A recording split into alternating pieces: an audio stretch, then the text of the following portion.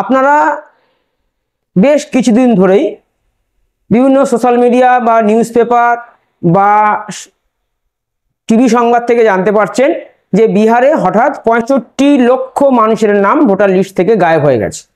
না, তারা কিন্তু কেউ দেশ ছাড়েনি বা মঙ্গল গ্রহে যায়নি, এটা করেছে ভারতের নির্বাচন কমিশনার, সেটাও কোনো বড় ঘোষণা ছাড়াই। এবার এই নিয়ে সুপ্রিম কোর্ট পর্যন্ত হস্তক্ষেপ করতে বাধ্য হয়েছে। আজ আপনাকে বলবো কিভাবে এই ঘটনা ঘটলো, কারা সবচেয়ে ক্ষতিগ্রস্ত, আর দেশের সর্বোচ্চ আদালত কি নির্দেশ দিল। Hello everyone, welcome to your law school. বিহারে ভোটার তালিকা সংশোধনের নামে যা ঘটেছে তাকে অনেকেই বলছেন মাস ডিলিশন, অর্থাৎ একসাথে প্রায় 65 লাখ মানুষের নাম কেটে দেওয়া। কেন কাটা হলো? নির্বাচন কমিশন বলছে কারণ প্রকাশের কোনো বাধ্যবাধকতা নেই। আগে যেমন জেলা, ব্লক বা বুথ ধরে নাম যে কাটার লিস্ট সেটা দেখা যেত, এখন সেটাও বন্ধ। এখন নাম খুঁজতে গেলে ফর্মের নাম আর এপিক নম্বর দিতে হবে, এবং এই পুরো জিনিসটা করতে হবে কি অনলাইনে দেখতে হবে, যেটা কিন্তু কোটি কোটি গ্রামের মানুষ জানে না এবং তাদের কিন্তু সেই নেটওয়ার্কও নেই। নির্বাচন কমিশন শুরুতেই এই বাদ দেওয়ার যে বিস্তারিত কারণ সেটা জানাতে অনিচ্ছুক ছিল। তারা যুক্তি তুলে ধরেছিল যে ভারতের সংবিধানের যে ধারা 324 সেই ধারা অনুসারে তাদের দায়িত্বই হলো নির্বাচন সংক্রান্ত যাবতীয় দায়িত্ব পালন করা। তাছাড়া representation of the people act 1950 অর্থাৎ আরপি অ্যাক্ট 1950 ধারা 16, 19, 21 ইত্যাদি অনুসারে ইসিআই সেই সব ব্যক্তিদের ভোটার তালিকা থেকে বাদ দিতে পারে যারা নাগরিক নয় বা যারা নাগরিক হওয়ার শর্ত পূরণ করেনি। যদিও এই যে শুনানি চলেছে, সেই শুনানি চলার সময় সুপ্রিম কোর্ট বলেছে যে নাগরিকতা নির্ধারণ করা কিন্তু ইলেকশন কমিশনের দায়িত্ব মোটেও নয়। এই দায়িত্ব পালন করবে কে না, মিনিস্ট্রি অফ হোম অ্যাফেয়ার্স অর্থাৎ ভারতের স্বরাষ্ট্রমন্ত্রী। কমিশন 65 লাখ বাদ দেওয়ার যে নামের তালিকা সেটা ওয়েবসাইটে প্রকাশ করলেও প্রতিটা নাম কেন কাটা হয়েছে বা সেই নাম কোন শ্রেণীতে পড়ে, তারা কি মৃত, তারা কি স্থানান্তরিত অর্থাৎ এক জায়গা থেকে আরেক জায়গায় চলে গেছে, না ডুপ্লিকেট, এ সমস্ত কিন্তু একেবারেই উল্লেখ করেনি। প্রশান্ত ভূষণ এবং যোগেন্দ্র যাদব তারা কোর্টে অভিযোগ করেছেন যে কমিশনের এই আচরণে মনে হচ্ছে তারা তথ্য আড়াল করার চেষ্টা করছে। যদি ডেটা ওপেন টু অল হয় তাহলে কি হবে, তাহলে ভুল বা পক্ষপাত বা যদি কোনো অনিয়ম হয়ে থাকে তাহলে ধরা পড়বে। নির্বাচন কমিশনের আইনজীবী রাকেশ দ্বিবেদী কিন্তু বারবার বলেছেন যে এই তথ্য বিএলও বা বিএল এর কাছে আছে। তো বিএলও কিন্তু আবার আরেক খেলোয়াড়, সে কি করবে না, নন রেকমেন্ডেড বলে একটা ক্যাটাগরি এখানে তৈরি করা হয়েছে। সেই অনুসারে সে যদি ভুল করে বা ইচ্ছা করেও যদি এটা মার্ক দিয়ে দেয়, টিক মেরে দেয় যে কোনো ভোটার মানদণ্ড পূরণ করছে না, তাহলে তার নাম কিন্তু লিস্ট থেকে বাদ যাবে। এবং বিহারের দারভাঙ্গা জেলাতে এই ক্যাটাগরিতে প্রায় 10.6% লোক আছে।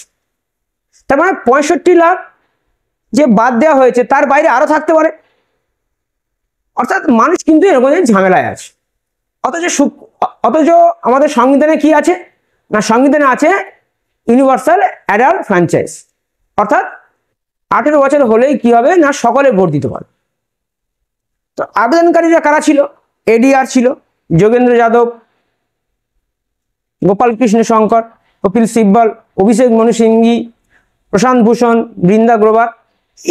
এরা সবাই মিলে অভিযোগ করেছে যে ইলেকশন কমিশন ইচ্ছাকৃতভাবে তথ্য গোপন করছে এবং ভোটারদের মৌলিক অধিকার ক্ষুণ্ণ করছে।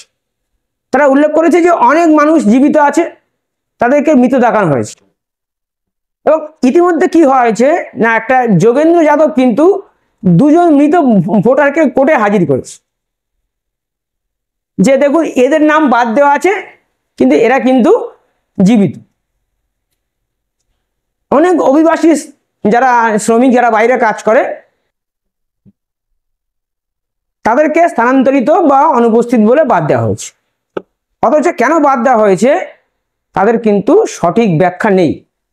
প্রশান্ত ভূষণ এক্ষেত্রে কোর্টকে অনুরোধ করেছে যে যেন অন্তর্বর্তী আদেশ দিয়ে নির্বাচন কমিশনকে বাধ্য করা হোক, বাধ্য করা হয় তারা যেন এই যে 65 লাখ নাম যে বাদ দেওয়া হয়েছে তার বিস্তারিত কারণ জানায়। কারণ কি, এটা হচ্ছে ভোট জানা কিন্তু একটা অধিকার।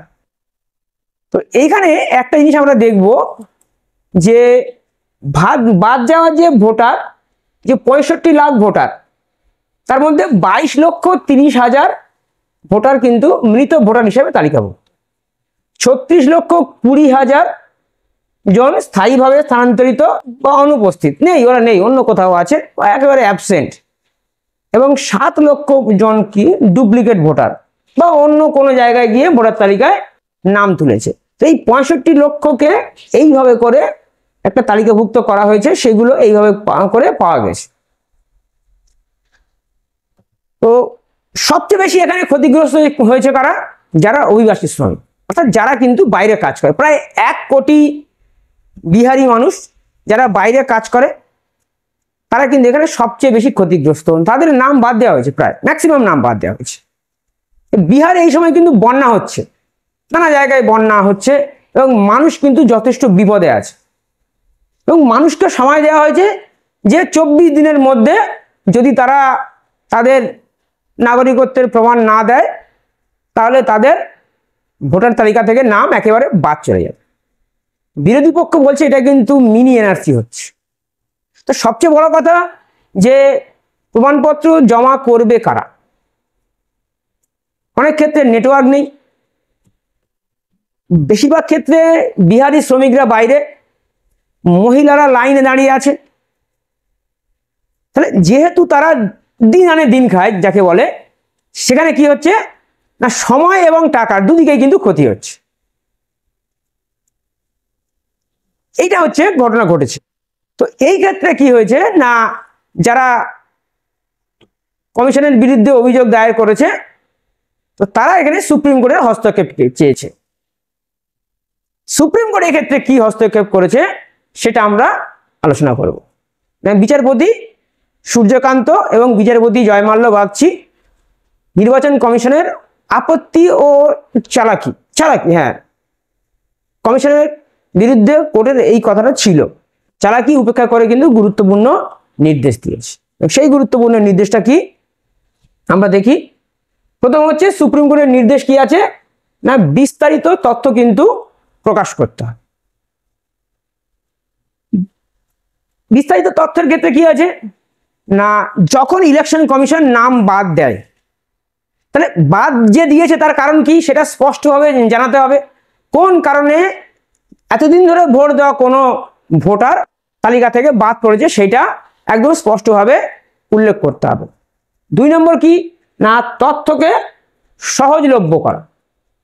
এখানে একটা জিনিস বলা হয়েছে যে তথ্য যে সমস্ত আছে সেই তথ্যকে সহজলভ্য করতে হবে না। 2025-এর যে খসড়া তালিকা, যেটা জানুয়ারি মাস থেকে প্রকাশ হয়েছে আর কি, সেই যে তালিকা সেটা জেলা যে নির্বাচন কর্মকর্তা অর্থাৎ ডিইও ওয়েবসাইটে জেলা ও বুথ ভিত্তিকভাবে প্রকাশ করতে হবে। এবং মানুষের যে এপিক নম্বর আছে অর্থাৎ ভোটার কার্ডে যে নম্বর থাকে, সেই এপিক নম্বর দিয়ে সার্চ করার ব্যবস্থা রাখতে হবে। যদি ওয়েবসাইটে না থাকে তাহলে 3 দিনের মধ্যে তৈরি করে এই যে ইনফরমেশন তথ্য আপলোড করতে হবে। এই তথ্য ব্লক অফিস ও পঞ্চায়েত অফিসে টাঙিয়ে দিতে হবে, যাতে সাধারণ মানুষ সবাই দেখতে পারে যে কোন এলাকার মানুষ তার নাম বাদ পড়েছে আর কি। প্রত্যেকটা পঞ্চায়েত এলাকার মানুষ দেখতে পাবে, কোনো অসুবিধা নেই। তো রাজ্যের যে প্রধান নির্বাচন কর্মকর্তা সিইও রাজ্যবাসী মানে রাজ্যব্যাপী এই তথ্য বিভিন্ন ওয়েবসাইটে দেবেন এবং ডিইওরা তাদের যে সোশ্যাল মিডিয়া, টুইটার হ্যান্ডেল, এই সমস্ত ক্ষেত্রেও কিন্তু তথ্যটা প্রকাশ করবেন। তথ্য সাধারণ মানুষের একেবারে বোঝার মতো করে সহজ করে কিন্তু প্রকাশ করতে হবে। 3 নম্বর হচ্ছে কি জনসচেতনতা ও প্রচার। সর্বাধিক প্রচলিত আঞ্চলিক ও ইংরাজি যে নিউজ পেপার আছে সেখানে বিজ্ঞাপন দিয়ে জানাতে হবে কিভাবে এপিক নম্বর ব্যবহার করে এই তথ্য জানা যাবে।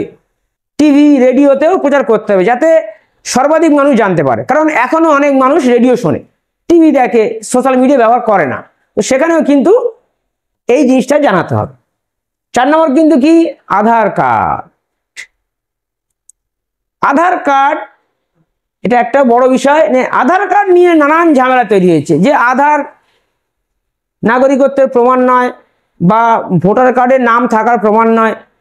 কিছুদিন আগে, দু একদিন আগে মুম্বাই হাইকোর্ট, বোম্বে হাইকোর্ট বলেছে যে আধার নাগরিকত্বের প্রমাণ নয়। যাই হোক, এখানে এই আধার গ্রহণ করার যে ব্যাপারটা, সেইটা কিন্তু বিভিন্ন ক্ষেত্রে দাবি উঠেছে যে মানুষ সর্বক্ষেত্রে আধার ইউজ করে, তাহলে আধারকে কেন বাদ দেওয়া হবে? তো কোর্ট এখানে নির্দেশ দিয়েছে যে সমস্ত ভোটাররা বাদ পড়েছে তাদের দাবি বা আপত্তি জানানোর সময়, অর্থাৎ তারা যদি আবার ফর্ম ফিল আপ করে, ফর্ম 6 ফিল আপ করতে পারে তারা নতুন ভোটার হিসাবে, তাহলে তারা কিন্তু ডকুমেন্ট হিসাবে আধার কার্ড জমা দিতে পারবেন। কারণ কমিশন যে 11টা ডকুমেন্ট জমা করতে বলেছে, সেই ডকুমেন্ট অনেকেরই নেই, ম্যাক্সিমাম লোকের নেই, তো সেই জন্য তাদের নাম বাদ দেওয়া হয়েছে। সেই জন্য এখানে আধারকে কিন্তু গ্রহণ করতে বলা হয়েছে। এর আগে ইসি কিন্তু আধারকে গ্রহণ করতে চায়নি। এরপর কি না, দাবি ও আপত্তিকর প্রক্রিয়া। যাদের নাম ভুলভাবে বাদ পড়েছে তারা 1 সেপ্টেম্বর তারা কি করবে,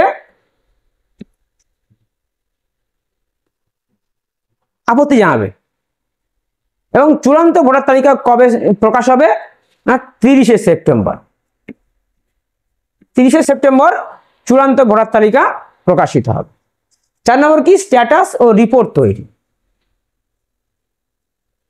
ডিইও ও বিএলও তারা স্ট্যাটাস রিপোর্ট তৈরি করবেন এবং এর পরবর্তী শুনানি সুপ্রিম কোর্ট করবে কবে না, 22শে আগস্ট বিকেল 2টো।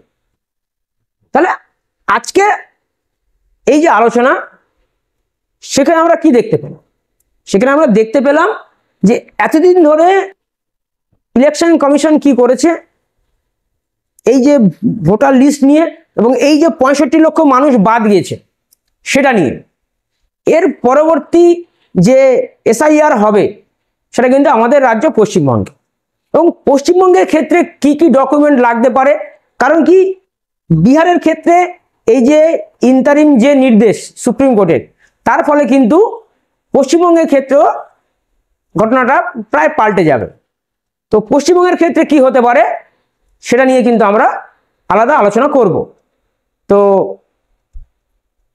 ভোট আপনার সাংবিধানিক অধিকার। নিজের নাম ভোটার লিস্টে আছে কিনা এখন থেকেই চেক করুন। কারণ ভোট যদি আপনি হারান, তাহলে আপনার শুধু আওয়াজ নয়, আপনার কিন্তু গণতন্ত্রও দুর্বল হবে। আপনার কি মনে হয়, এটা কি ইচ্ছাকৃতভাবে ভোট কেটে নেওয়ার চেষ্টা নাকি প্রশাসনিক ব্যর্থতা? কমেন্টে জানাবেন। আর ভিডিওটা শেয়ার করে সবাইকে সতর্ক করুন। সাবস্ক্রাইব।